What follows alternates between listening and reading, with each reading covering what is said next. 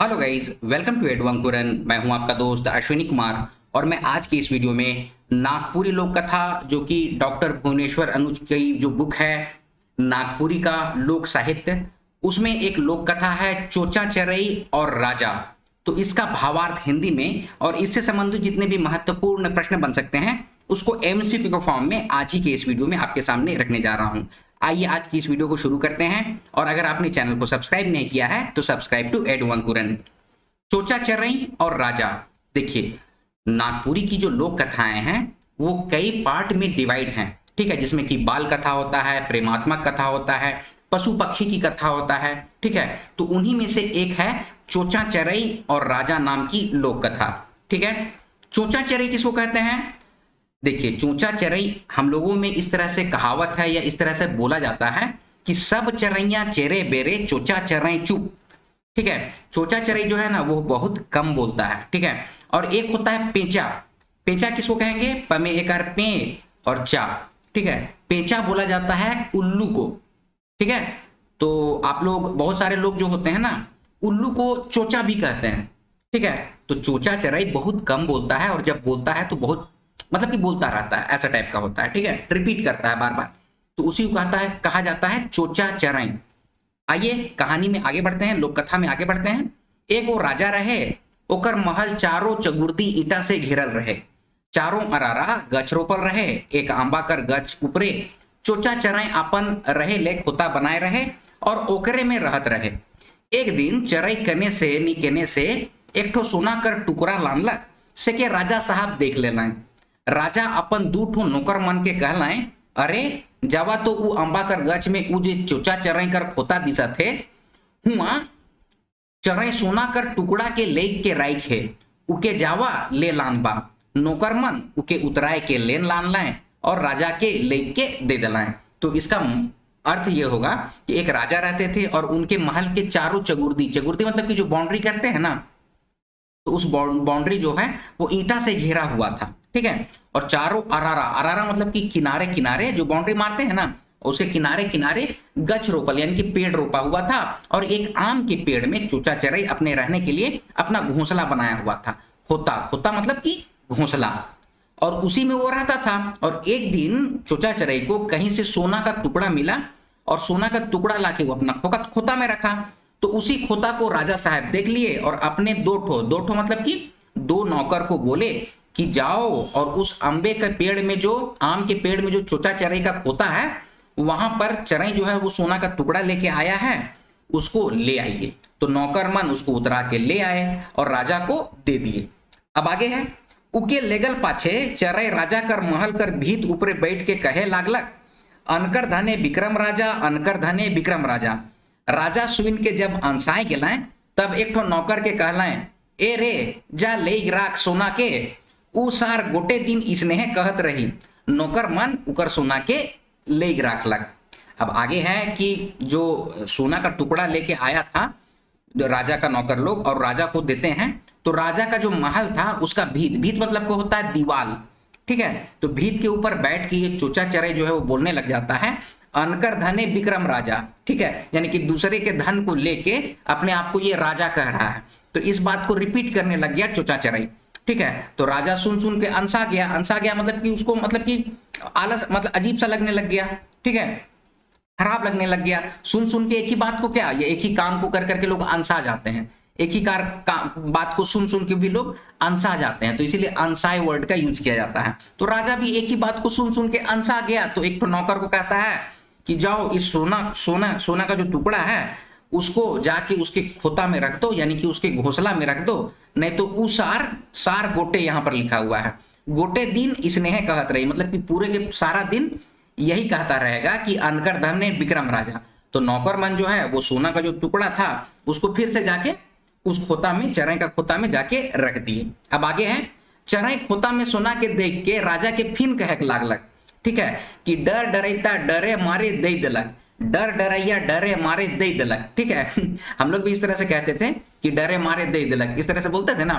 तो डर डरैता मतलब कि जो डरा हुआ आदमी जो है डर के मारे जो है सोना का टुकड़ा हमको वापस कर दिया, ये बात अब चरई जो है वो बोलने लग गया। अब ईसन कहे सुन के राजा नौकर मन के चराई के माय के लाने ले कहलक। ठीक है, अब ऐसा सुना तो राजा बोलता है कि जाओ उस चराई को मार के ले आओ मेरे पास। तो राजा कर बात के चराई सुन लेलक और कहलक, हाय रे राजा, दोसर कर बल के अपन बल कहे। ठीक है, अब राजा जो है गुस्सा से तिलमिला गेलक। जब राजा जो है अपने नौकर लोग को कहा कि उस चराई को मार के ले आओ, तो चराई ये बात को सुन लिया और कहता है कि कैसा राजा है कि दूसरे के बल को अपना बल कह रहा है। ठीक है, तो राजा और गुस्सा से तिलमिला गया। यहाँ पर क्या लिखा हुआ, राजा गुस्सा से तिलमिला गेलक। गुस्सा मतलब कि गुस्से से तिलमिला गया। ठीक है, वो उठलक और चोचा चराई के मारे के ले कूदलक।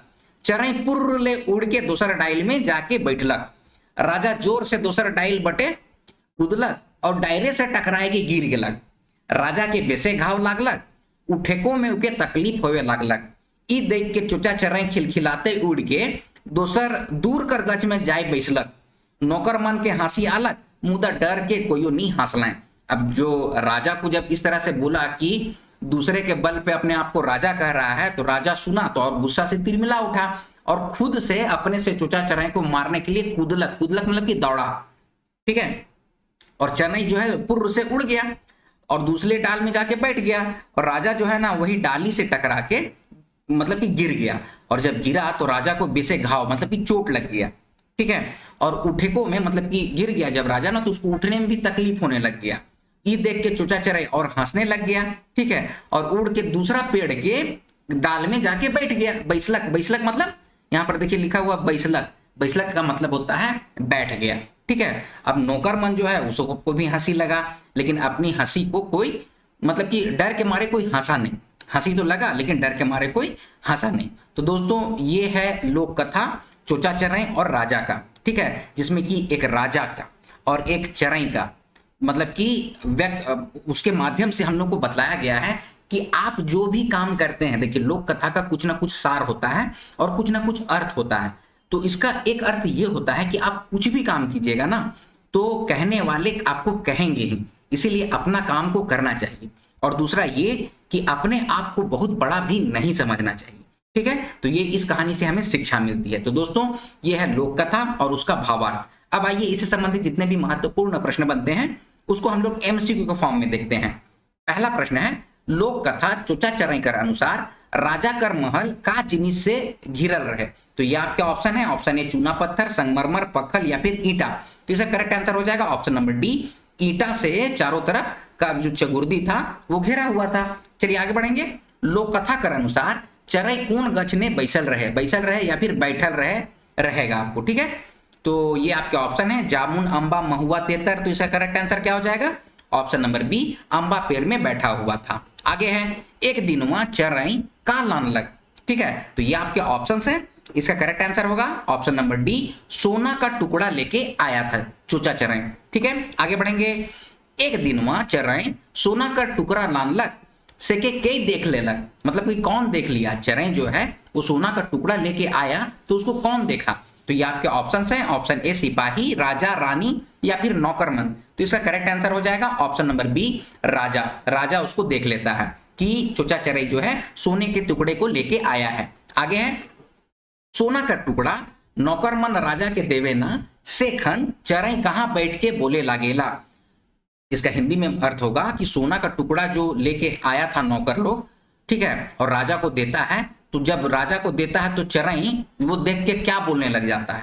ठीक है, मतलब कि कहां पर से बैठ के बोलने लग जाता है, कौन से पेड़ से बैठ के, ठीक है, या फिर कहां से बैठ के। तो ये आपका ऑप्शन है अंबा गछ, महल कर भीत, चगुर्दी कर भीत या फिर महल कर जंगला ऊपरे। तो इसका करेक्ट आंसर हो जाएगा ऑप्शन नंबर बी, महल का भीत में बैठ के, यानी कि महल के दीवार पे बैठ के वो बोलने लगता है। ठीक है, चलिए आगे बढ़ेंगे। सोना कर टुकड़ा नौकरमंद जब चराई कर खोता से ले लेवे ना, तब चराई का बोलेला।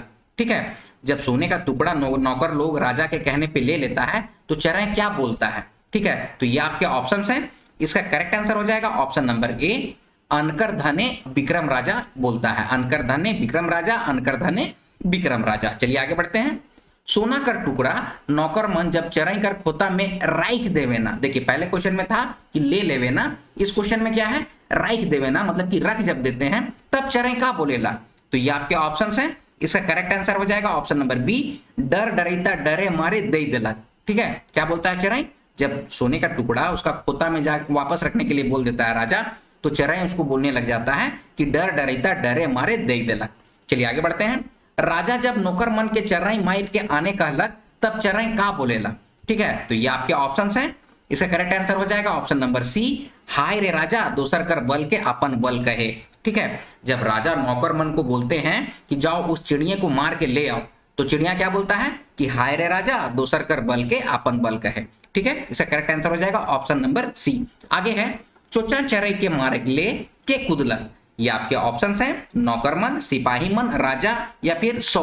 तो इसका करेक्ट आंसर हो जाएगा ऑप्शन नंबर सी, राजा अकेले दौड़ जाता है चराई को मारने के लिए। ठीक है, तो दोस्तों ये है चोचा चराई से संबंधित महत्वपूर्ण प्रश्न, उसका भावार्थ। आई होप इसको आप लोग बहुत अच्छे तरीके से समझ गए होंगे।